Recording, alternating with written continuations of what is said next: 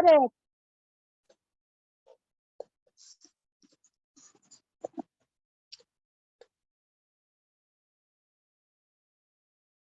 As an expression is many years ago, I had the privilege of listening to a very well-known neighborhood pastor who talked about things that were going on, which were a little bit dark. And as you know, things are from time to time dark in the world.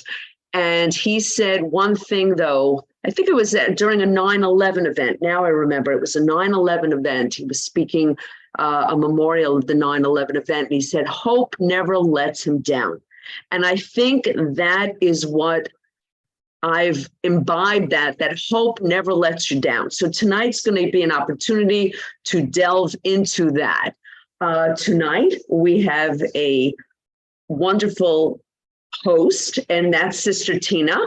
And if you have been to Global Harmony House in the last few months, you absolutely know Sister Tina. She is everywhere. She's ubiquitous around Global Harmony House. She's quiet and she's a very compact, lot of energy, but very quiet, and you can't miss her. So I think you may know her. Hopefully you have, if you haven't, you're going to be delighted tonight. She has a Ph.D. in plant science and has worked many years as a research scientist in an academic setting. She has been practicing Raj Yoga for over 25 years. And she is currently, as I had mentioned, living at the Brahma Kumaris Center in Great Neck at Global Harmony House.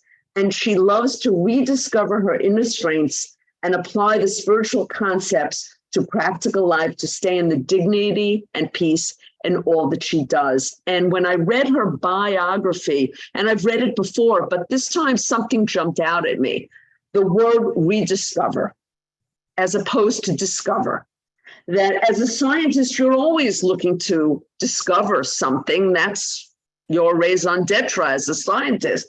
But the term that she chose was to say rediscover, which is very telling on how she may apply her life, that what she needs is always there. She just has to rediscover it. So I thought, and that's a question that I'm going to be asking you later, Sister Tina.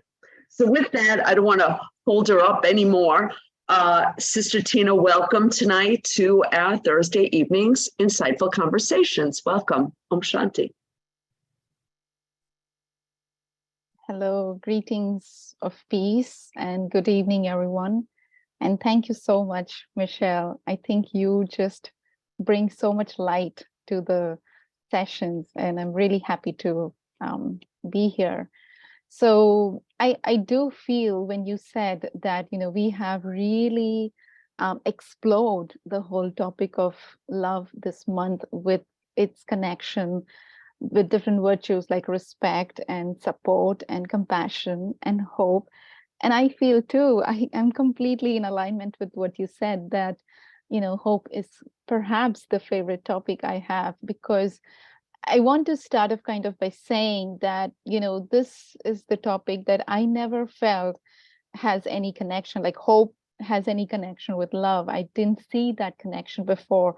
But when I was reflecting and pondering and trying to think about, how I'm going to talk about this, it just was so easy and naturally flowing kind of thoughts were just emerging. And I feel that hope is also very close to my heart, because hope is something that has always helped me to outshine and get me back on the rails of life, when in reality, it felt like I was in the darkest phase of my life, where I personally, have had some few such experiences where you feel that you are in this long, dark tunnel and there is no trace of light. There are no light bulbs inside this tunnel, and my own car's headlights are not functioning well. So it's like complete darkness, no clarity. There is so much confusion. You don't know because of the uncertainty that is going around you. And at such a time, if you imagine, what can you say to yourself in those moments?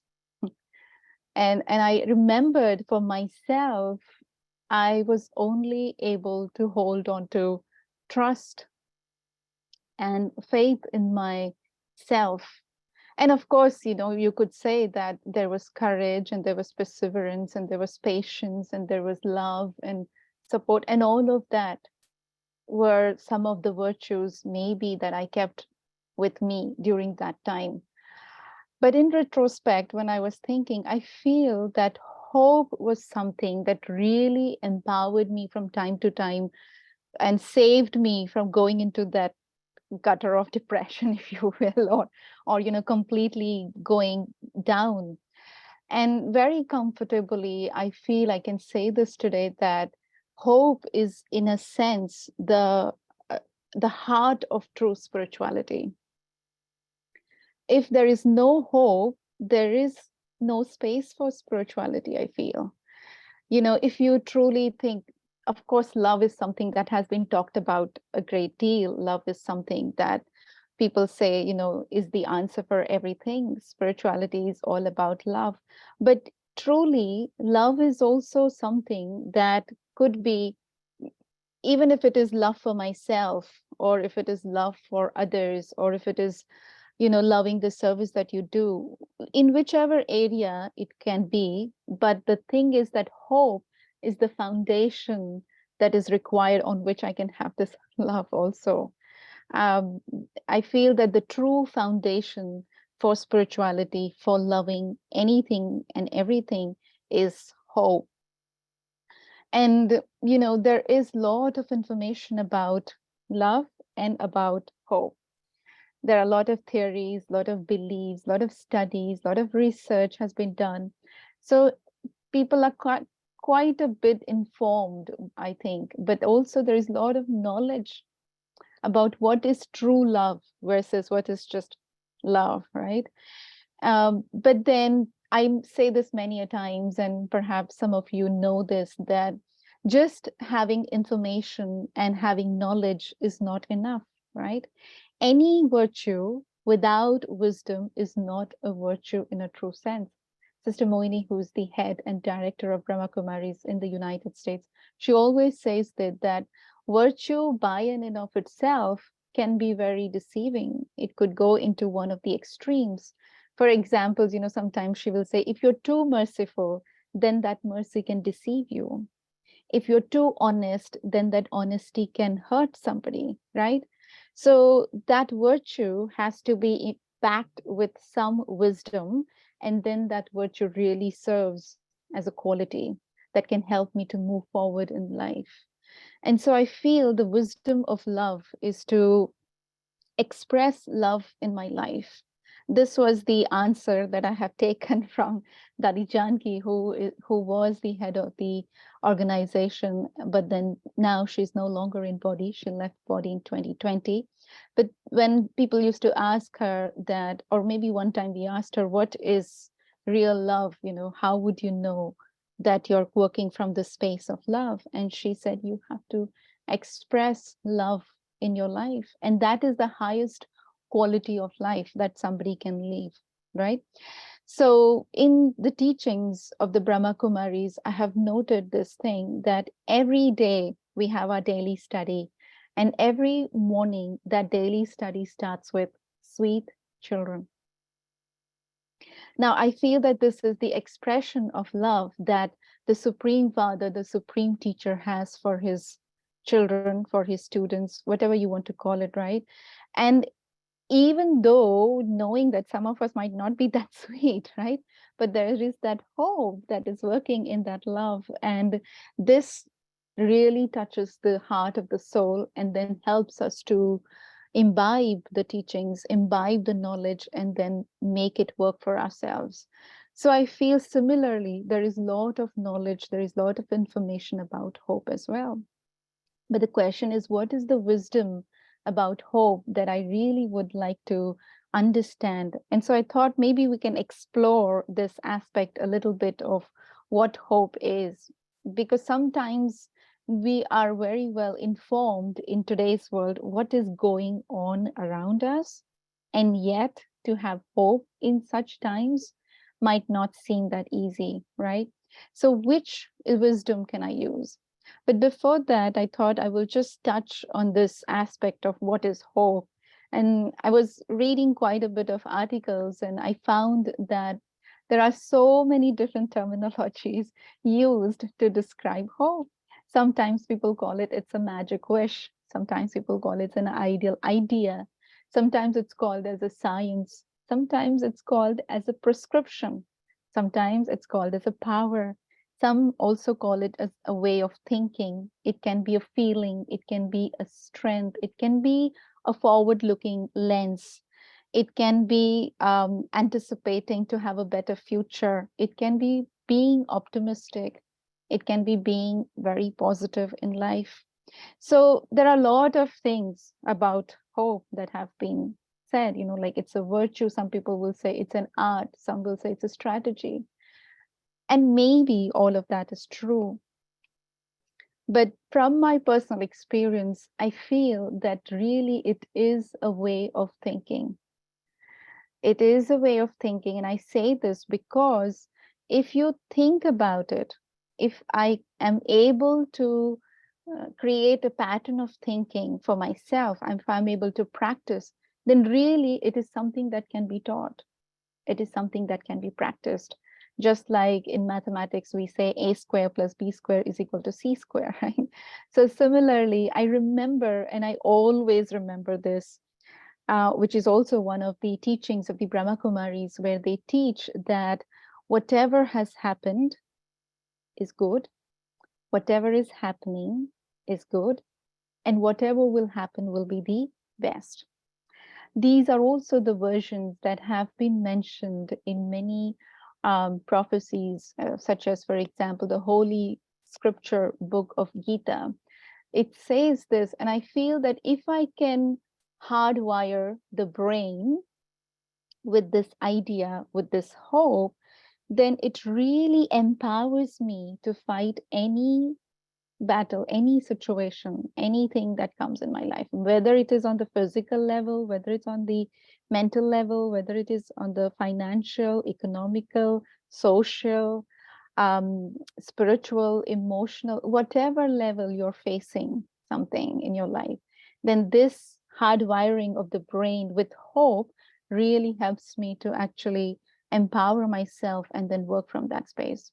Because scientists and physicians have long known that fear and hopelessness comes, if fear and hopelessness comes, then definitely illnesses and diseases grow to the extent that it can even kill us.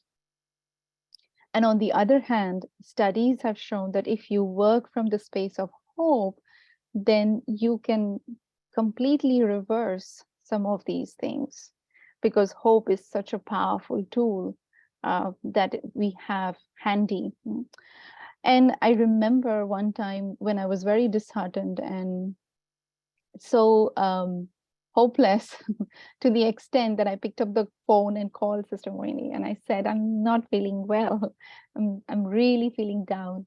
And then, of course, we had a little conversation, but then she said that increase your stock of good thoughts. Increase your stock of good thoughts. And that's where I think I started to think about hope and cultivating pure thoughts so that I can always pull the thoughts from that stock that I am creating for myself. And why I say this, because it, like I said, hope is a virtue. It's a personal quality that requires some prerequisites. And before I go into the prerequisites, I feel I remember this story that might be very well fitted in this situation, and I would like to share that. This story, some of you might have heard. It's a story of a man who is lost in the desert, and he had exhausted all the water that he carried with him for over a couple of days. Now, he knew for sure that if he did not get any water, he will certainly die. Although he was completely exhausted, the man did not give up. He just didn't decide to sit there that I'm very tired and I know there is no water in this desert and I'm going to choose to die. No, he kept walking. He kept looking for some sign of good fortune. And suddenly he saw a small hut at some distance. And the first thought that came to his mind was, is it a mirage? Maybe this is hallucination. I don't know. But because he didn't have any option, so he decided to go closer, right? And so he edged closer only to realize that the hut was real. So gathering all the little bit of energy that was still remaining, he dragged his tired body into that hut. And what he saw was a pleasant surprise for him. Inside the hut, he saw a water pump. And so he was like, water finally. He was overjoyed. He was so happy. And so he began working the hand pump. Now he's trying hard, but no water comes out. And he tried harder and yet harder, but still there is no water. And so finally, very exhausted and frustrated, he sits there and he thinks, maybe I am destined to die. And in that same moment, his vision falls in the corner of the hut where a bottle filled with water is kept. And it's corked tight so that the water does not evaporate. So he rushes to this bottle, he picks it up, and he's just about to drink this life-giving water. But his vision then falls on the little piece of paper that was attached to this bottle. And there was a handwritten message on that. Use this water to start the pump. And do not forget to fill the bottle when you're done. Now he was again in a state of dilemma. He doesn't know what to do. Should he follow the instructions? Should he just ignore it? Should he pour the water into the pump, or should he just drink that water? What if he puts the water into the pump and the pump never starts? What if the instructions don't work, right? So, but then the other thought was, maybe the instructions are correct. So what do you think? He should take the risk? If it turned out to be false, then he would be throwing out the last bit of water that is there, right? So I don't think we have been in such kinds of situations, right, where there are only two options and an uncertainty about which option will work. What will we do? What will we choose to do? No matter what it is, well, the main thing is that you have to choose, because there are only two options and you have to pick one. But the thing is that I have to be willing to bear the consequences, right? Whatever are the consequences, if I'm willing to face that and accept that, then that is what is going to bring me forward movement in a way. So he decides to take a leap of faith and pour the water into the pump. So with trembling hands and shaking, he's holding this bottle and he pours it into the pump, closes his eyes, prays to the Lord, and then he starts to work again on the pump. And this time he hears a gurgling sound and the water comes down rushing out from the pump, right? This water is so refreshing, so cool that it quenches his thirst. And it's more than that, more than what he can use actually. So he fills the bottle and he fills his flask, which will take him to his forward journey. But then before leaving the hut, he writes a line under the note, believe me, it works. So most of us may not be confronted with such a kind of a situation where our decision would decide whether we are going to live or die, right? But yet we all have our own journeys. We all have some decisions to make and choices to make. And no matter what choice I make, I take the responsibility and I face the consequence. And this is what is one of the prerequisites of having hope, is that I have a growth mindset, where I say to myself that if I kept a hope and I made a choice and I did something and the outcome was as I had anticipated it to be, then I can tell the world, believe me, it works, right? I can share my experience and I can tell them, believe me, it works. And on the other hand, if I do something, I make a choice, I have a hope, and it turns out to be something different than what I had anticipated, then I share my experience and I inspire others and empower others for them to make the right choices and not to make the choices that I made, perhaps, right? But in either way, if I have a growth mindset, then I will not think whether I should do it or not. So ferociously and persistently, you have to keep trying and not like the man didn't just sit in the desert thinking, oh, I will die. There is no water here. But he kept trying, right? It's definitely worth pursuing. We understand this. One other important thing that the story tells is that we need to reframe ourselves from weak thoughts, right? Thoughts such as, is this a mirage? Is this, maybe it's a hallucination, or I don't know if it will work. Will this happen, not happen? So these kinds of thoughts, I have to completely release them, let them go, because rumination on these weak thoughts actually depletes my hope. It drains me from my own willpower. It doesn't allow me to stay motivated. And so I feel that hope is really one, it's an ability to anticipate a better future, but also it's not just a wishful thinking.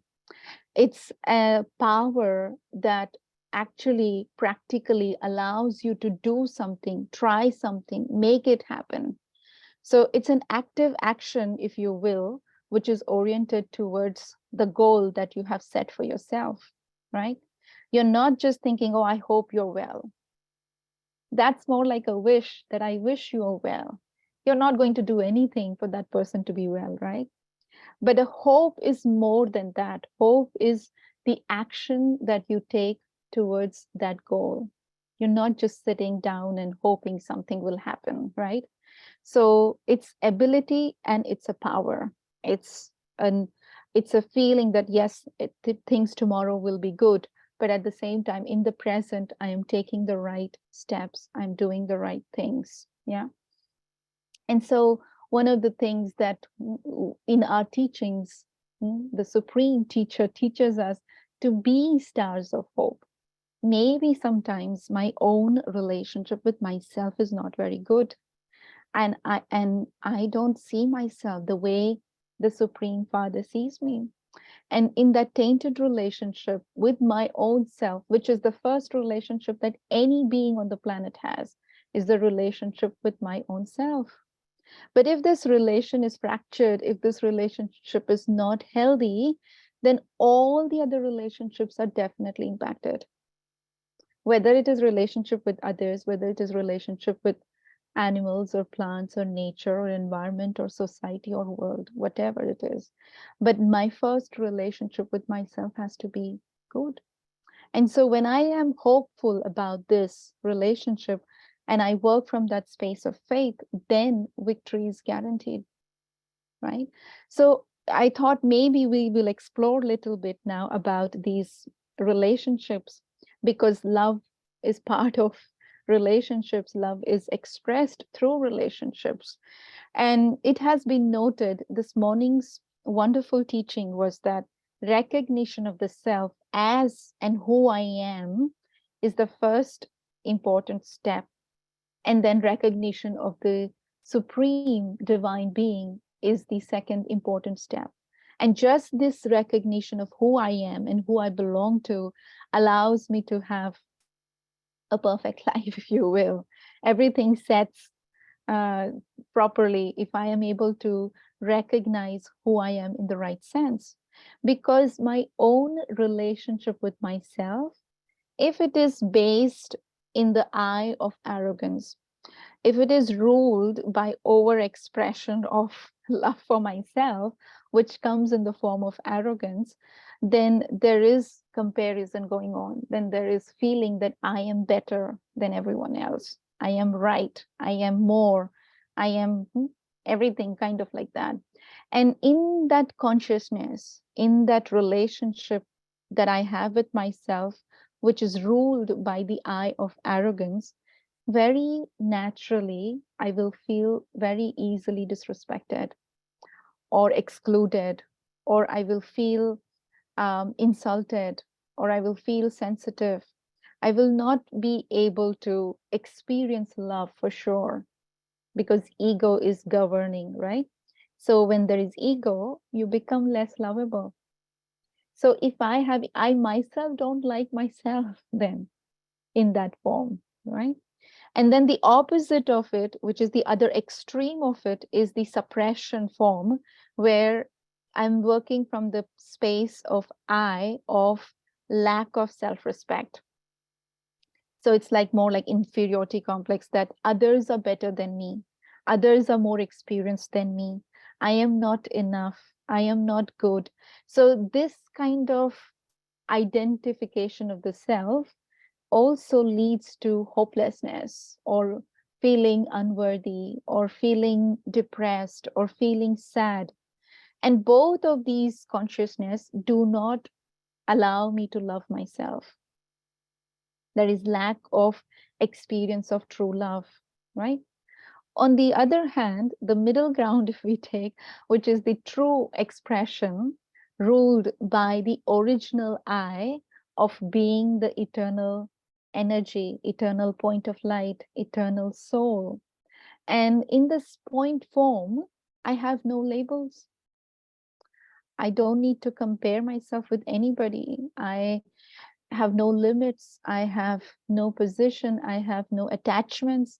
I have no length, breadth, height, weight like they show in the geometry. I am just who I am, a sparkling little tiny life force energy, right? And this really feels comfortable. This feels natural. This feels easy. And in this consciousness or in this relationship from this original I'm able to become my own friend, and I'm able to support myself. And healing begins. Naturally, I'm able to take care of myself. This perfect awareness, if you will, that I am a point of light, it then motivates me or gives me hope to continue on this journey, even though I might be faced with the obstacles, even though I might be faced with some test papers in life, right? So what I am suggesting here is that we intentionally nurture this relationship of the self, this relationship that I have with myself on the basis of the true identity of the self, and not based on what I am externally. What I am intrinsically, who I am, what are my innate qualities. Based on that, if I nurture this relationship and if I hold love in that way, then I am able to build hope in my life very naturally. Or you can say other way around also. If I can hope to see this kind of relationship growing for myself, then naturally I will experience love. I will experience true form of love, which is not dependent on anything external. And then when I have worked my way around the first relationship, then of course the second relationship is with the divine. And it's a interesting fact that as human beings, we have so many relationships, and yet none of the relationship is permanent. But this relationship with divine being is the only relationship that is eternal and permanent. And if I'm able to pursue this relationship and invest my time and my heart and my love and my energy into this relationship, if I'm able to build this relationship, then what emerges within me is true love. Why? Because the divine being is the source of love. He's called Ocean of Love, the one who has unlimited, unconditional, unending, right, ever flowing love. And his love does not change based on who I am or who I am not. It is always the same.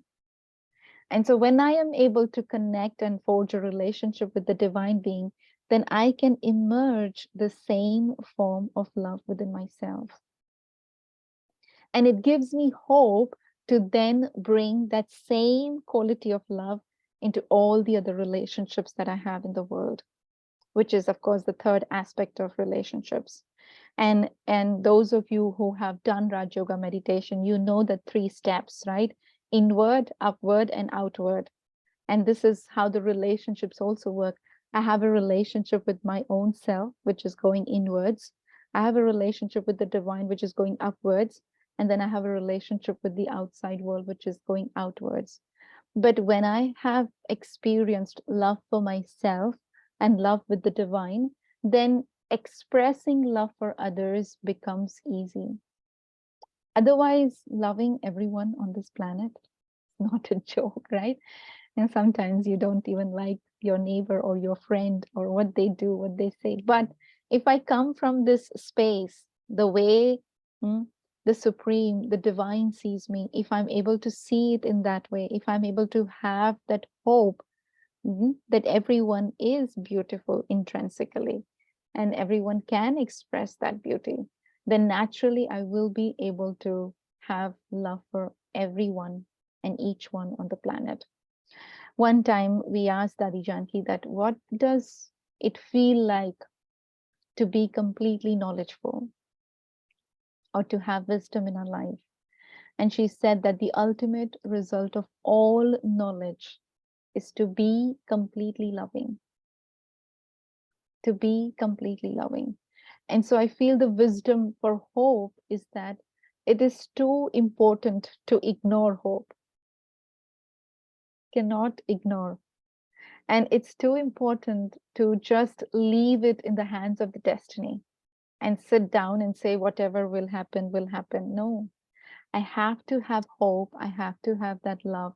And then the combination of two can really give me that new zeal and enthusiasm that will allow me to move forward without any laboring, without really thinking that I'm putting in a lot of effort into this, right? So I don't know, those are some of the thoughts that emerged. But if you have questions or if you want to say something, then most welcome. Shall we open Please, up, Michelle? sure. Please, everyone, put your questions and your comments in the chat. I think there's a lot to churn on what you had said. It was beautiful, by the way. I'm going to have to go back to the recording to go over it because I think you really hit your point, hit your mark. The arrow struck. You did it today. But I love the way you talked about that you do have to have love for yourself in order to even venture out to have that hope, because hope, the difference, what I had also looked up, terms of hope, that it generally requires, and you illustrated beautifully in your story, a plan. It has to have a plan. Otherwise, it's just wishful thinking. It's very passive. You're not going to do anything. It's like even the faith. There used to be a joke of a similar man in the desert, and he said, well, God's going to help me. And he goes and sees a person, and the person says, well, you have to take, there's a helicopter to get out. There's a flood coming. Go take the helicopter. He goes, no, God's going to help me. And then he goes on and the flood is getting closer. And they said, oh, you got to climb up the mountain. He goes, no, I don't have to. God's going to take care of me. And sure enough, he drowns. And God says to him, what were you thinking? He says, well, I thought you were going to help me. He goes, I sent you a plane. I sent you a height to get away. So that whole point is that you need a plan and you need to be active. It has to be active. And you have to be active. It's not wishful thinking is passive. And I think you explained it a lot better than I could ever. And it's very powerful, isn't it? If you have that love and that hope, I don't think that you could fail. Never. I've heard story after story. And when that gentleman, that pastor said, hope doesn't let you down. Imagine the love that you have for yourself. And as you said, as it goes up, combined with hope and an active strategy, how do you fail? Yeah. I don't think it's possible. I really don't, and I hear story, it's funny. I found this one quote, which is a very dark quote, but it really is the antithesis of this in Dante's Inferno. If anyone of you have ever heard of Dante's Inferno, that on the gates to hell, it says, lay down all your hope when you go by with me. So there you go. If the so-called devil tells you as you're going into the gate, lay down your hope when you walk with me.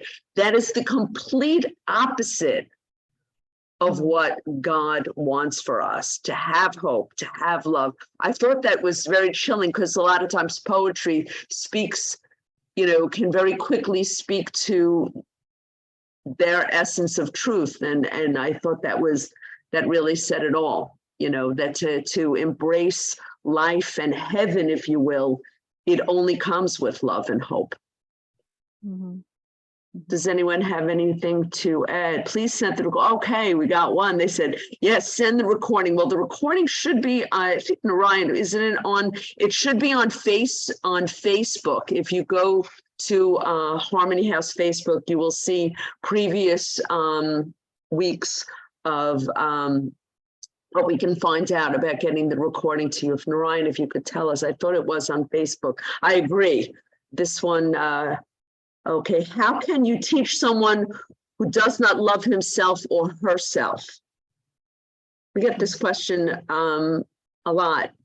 I've seen it a few times, unfortunately or fortunately, as the case may be, during our sessions. How do you teach someone who doesn't love himself? I think by just giving them the realization of who they really are, because sometimes when we judge ourselves on the basis of the opinions of the society or the beliefs of the people around us, or what they think is success or what they think is happiness, and that comparison really kills us, doesn't allow us to see our own beauty. So I feel if they can really know the truth about themselves, that they're more than what meets the physical eyes, and that truth can actually help them to come out of that feeling of not being lovable. So it's a thing that can be cultivated once I am willing to. I have to be willing to, though, right? To learn and to grow. Then I think it can be possible. I agree. Well, one thing I had wondered was, can you have hope? And I think you've answered this, but can you have hope without faith or a spiritual belief system of some kind? I think it's impossible. I almost think it's synonymous, hope and faith. Although hope requires, and again, that faith has to have that active component to it. A lot of times people say, oh, I believe, but it's just this passive belief. I believe my own spirituality has always been, and my faith has always been centered around a relationship rather than this passive, God loves me and that's all I have to worry about is that God loves me. But it's always been that relationship that I always felt I'm God's hands on this earth, and that without me, he's nothing, and without him, I'm nothing. So that relationship is what, gives me that hope. So can people have hope without, faith? I think it's like intertwined, whether they know it or not, that there's someone shaking their head, I think, that that person wants to comment.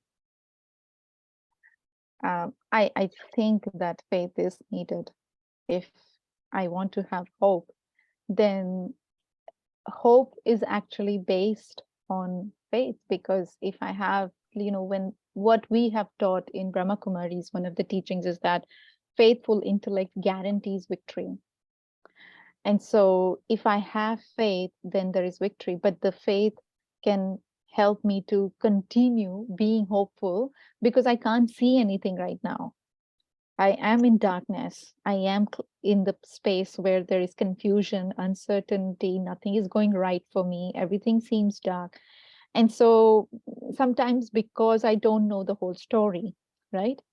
But if I understand the bigger picture, if I understand the bigger aspect of the little scene that is in front of me, then it is easier for me to know that I will cross this phase as well. So I think faith is important. Yeah. There's a comment that faith, this person, Alka, says faith is the foundation for hope. So I would second that as well. I think it's definitely intertwined. Someone had written that many times it is asked by children. So I'm not sure it's what the same question. Oh, okay. Got it. Varsha is asking the same thing, like how Okay. do you teach? How can you teach someone Well, who does not love himself or herself? right. I think That's by a good loving point. them or by giving Yeah. them experience of love also, you can teach them Right. Right. that you are lovable, you're very sweet, you know. Right. That also helps, especially with little I agree. children. If you make them I feel agree. special, if you make them feel loved, they will begin to love themselves. I think so. I think that's very important with children. Thank you for bringing that question up, And because it having is true. patience with them, you know, having patience with them, Patience. having hope Right. for them that they will do well, even if you don't see them do. You keep Right. hope that they will do well. They will, you know, emerge as beautiful citizens of the country. Right. You know. Right. Right. Yeah. But it has to be, I think, a real love. A lot of times people are very quick, and we've discussed it this month, to say, I love you, but do you really mean it? I think it's a feeling that someone can get, whether it's real or not. I've had people who say, oh, I love you, I love it, and just doesn't, like you said, doesn't hit the arrow doesn't hit the mark. Where there are some people that they smile at you, a stranger on the street.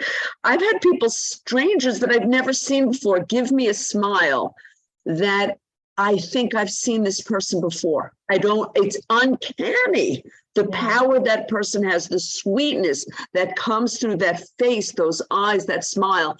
And yet I have people in my life who always go, oh, you're so great, I love you. I want to believe them. Maybe it's true, but I don't know.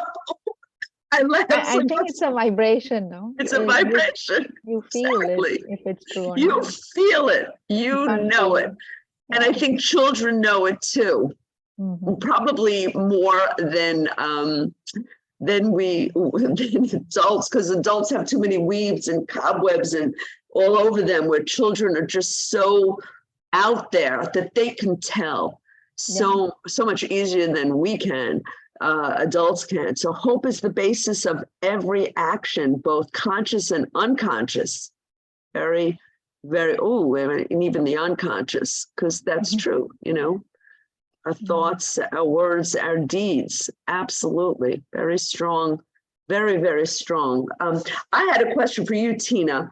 And this, because again, I was struck, you are such a spiritual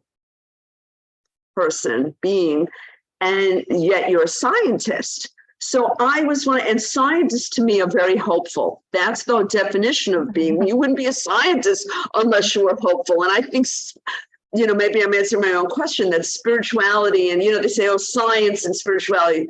I think they're just the flip side of the same coin. They're trying to understand what's going on? What is this all about?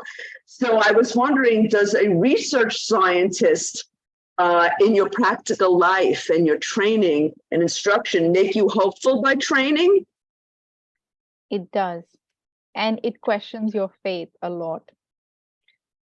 Somebody had asked me this question, I think 4 or 5 years ago, that is it your faith that allows you to do science, or is it the science that helps you to build your faith? And I remember very clearly telling them that my profession always questions my faith, because there are so many failures. You don't get your experiment to work in one go. So many optimizations and so much tweaking, and actions have to be taken every time, and you have to really spend time with perseverance and patience in trying to work it out. So yeah, sometimes you can say that your hope and your faith is built more stronger when you are researching, because you fail quite a bit in those experiments. But the thing is that most important thing is that if it has worked for somebody, then it would work for you also.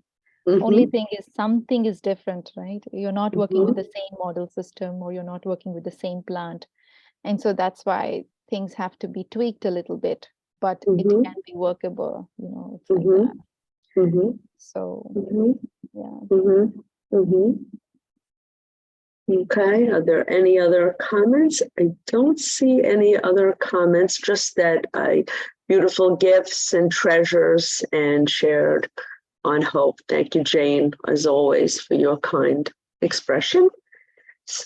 So what I've learned is, and I never really thought about it until the subject matter about the hope. You think of hope as this amorphous thing, but it's not. It is really tied. I wonder if you could talk about it's a strategy almost, in every effective hope. And I like the term effective hope, perhaps, that, hope, well, I shouldn't say that hope. Can you have expectations with hope? Does that help or hurt hope? That's a tough one. What's the question? Can you have expectations with hope, or is it just enough to be hopeful? Because I'm trying to train myself not to have the same expectations and outcomes. Not expectations per se, but you're anticipating the result, if you will, or you're setting a goal. For example, in business setup, or even in a field of science, when you write grants, when you write an idea that will allow you to get the grant money, right? Now, the person who is on the other side, they know that half of this money is going to be not used in a worthwhile. In a sense, it's going to lead to failed experiments, right? But just because of that, they cannot stop giving the grant money, right? Or even for the businesses, the investors know that not all businesses are going to flourish and be number one, right? And so, but that's why they cannot completely cut it down, right? That no investment will be done now, because all businesses, 50%, 60% of it is like gone down. But they are hopeful. They expect that maybe something will come out of it that will be like amazing. And so that's why I think, I don't know if I can call it expectation, but you can say it's a calculated risk, if you will. It's like there is an anticipation that something good will come out, and so let me invest, or let me give this grant money, So hope is something like that I'm hopeful that when I take these steps, it will work in this way, and it will give that result. But of course, sometimes you might not get the result, and so you learn a lesson like that. Yeah, but hope really needs patience sometimes, and each one's, like I said, each one's journey is different. Each one's part is different, right? Like you might have known the story of fern and bamboo. Do you know the story of fern and bamboo? No? So I'll share maybe in 2-3 minutes.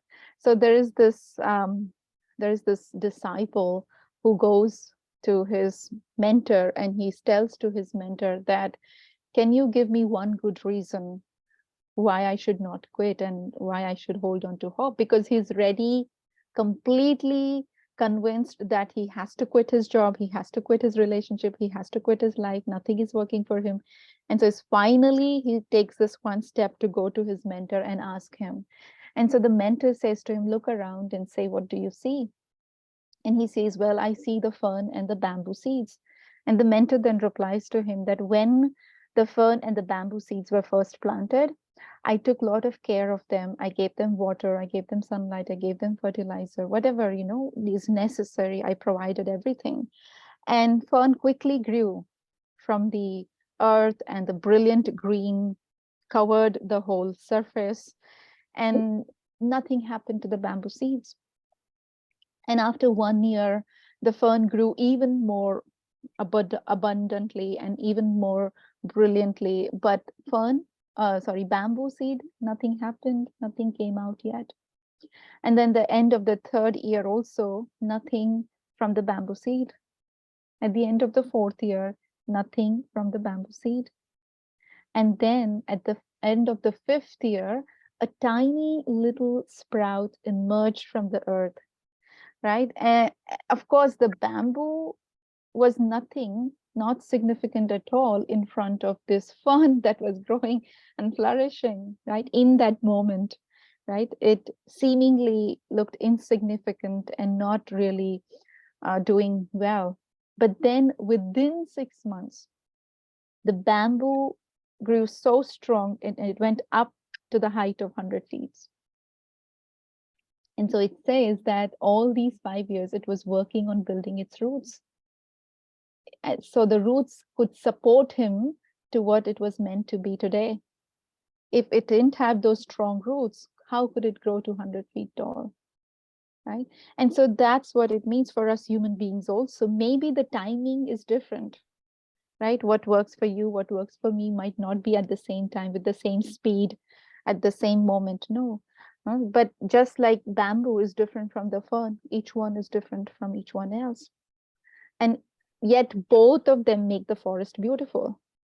And so if I can remember this, that my time will come and I will rise high. Now, how high should I rise? If you ask me this, then it's the question that how high the bamboo should rise. It should rise as high as it can, right? And so I should rise as high as I can. I have to know my potential and not stop for anything less than what I'm meant to be. Right?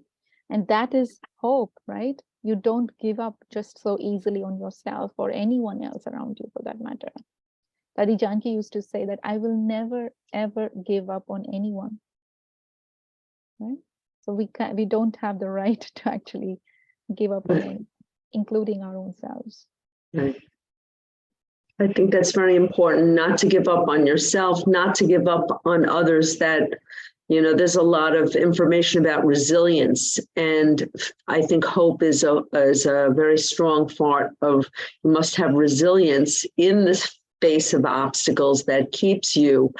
And that's a skill. I think, you know, some people may have a native resilience, but I believe resilience can be, as you had pointed out, can be learned over time with love, like you said, pruning and taking care of it and weeding, you know, yourself eventually, that you can grow up to be a very strong bamboo, which is very resilient and very, as you know, if you've ever had bamboo around you, it is very resilient. So that's wonderful. So maybe the time that we take is that time to build that resilience. That's a very, very nice story. So 2 good stories I wrote down. Thank you so much.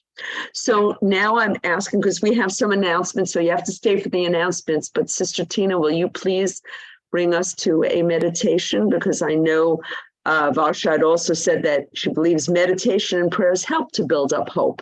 So if you can offer us a meditation commentary to tie us together. Thank you. Mm-hmm.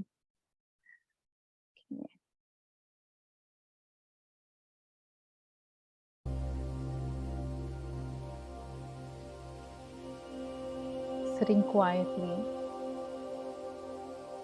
let me first begin with the process of letting go. I choose consciously to let go of the limited ideas, limited beliefs, limited identities that I have created around myself.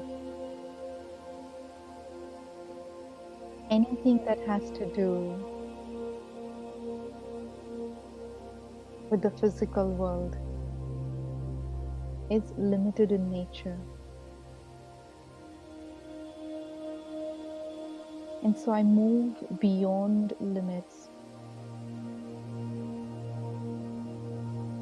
I create this awareness deep within myself that I am an eternal point of light.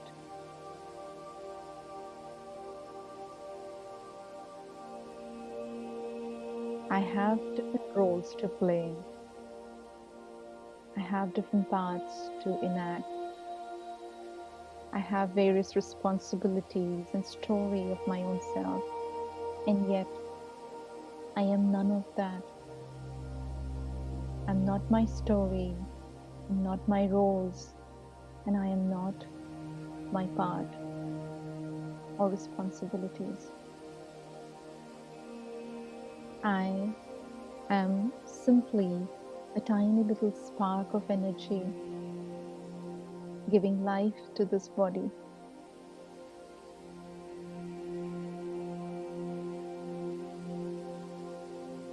So see yourself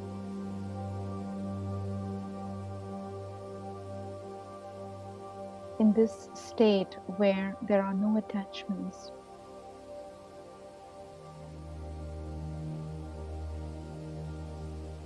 A pure consciousness residing in the center of the forehead. And when I am able to release everything that is no longer serving me, I'm able to move beyond all illusions and falsehood. I'm able to move beyond all doubts and worries. I hold on to the energy and the power of faith and hope and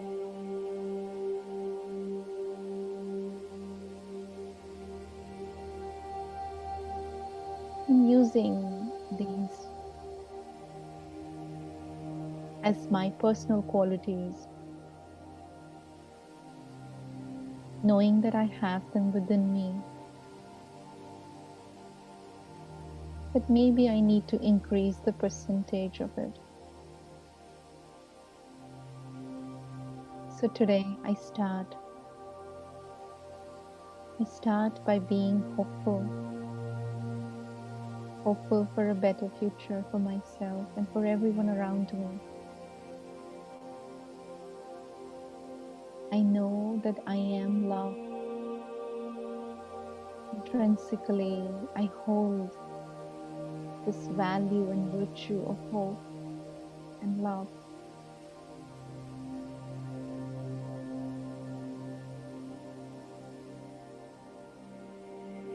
And I allow myself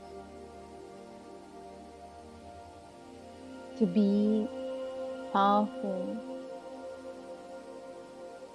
in any given moment by simply holding on to these two tools. No matter where I am, with whom I am, I will continue to use these virtues. I will continue to cultivate them.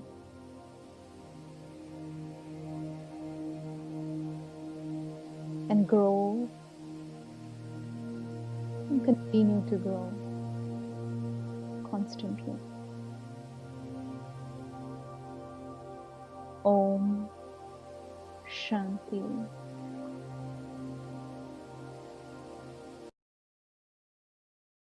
Om Shanti is right. Thank you, Sister Tina. You did not disappoint. Thank you. And thank you for allowing us to start thinking about being bamboo. I'm going to use that now. I'm going to feel that bamboo, those roots. It was just so much. I'm going to have to look at this again, and hopefully I'll find it on Facebook. If not, we can call up, I guess you can call up Harmony House and find out. There is a question in the chat. It's a very detailed question. I don't think we have the time or the wherewithal. I don't want to make, it's a very challenging question that cannot be answered quickly because it goes, and I think it deals with karma and other people. I suffice to say that tonight we're going to focus on ourselves and hopefully finding ways of finding love and hope for ourselves. I just want, Narayana is going to put up, we have a couple of announcements. So forgive me, Carol, I think we're going to have to take your question another time unless Sister Tina at the end. But I wanted to mention that this Sunday, February 26th, we're having, it really falls on the heels of this, which is Maya Shivratri, which is just when you think the darkness is there, the darkness hour is just before the dawn, we have the hope of dawn. So we will have in person as well as on Zoom. And I put on in the chat, you can cut and paste it. You do have to register if you want to come in person, or you can use the link that you used tonight for our Thursday evening insightful sessions. We'll also be able to allow you to access by Zoom the meeting on Sunday. That's from 3:30 to 5.